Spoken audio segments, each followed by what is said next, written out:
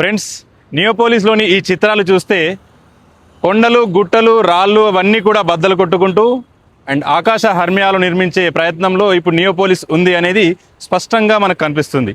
So ఇప్పుడు మనం ఏం చేయాలి?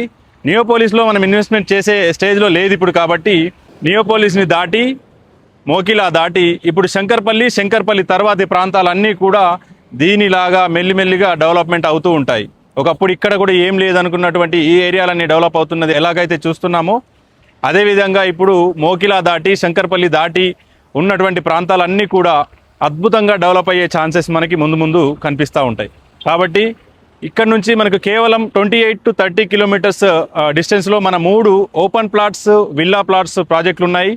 సో హెచ్ఎండిఏ, డిటిసిపి ఇలా ఉన్నాయి. సో ఇవన్నీ కూడా మెగా ప్రాజెక్ట్స్.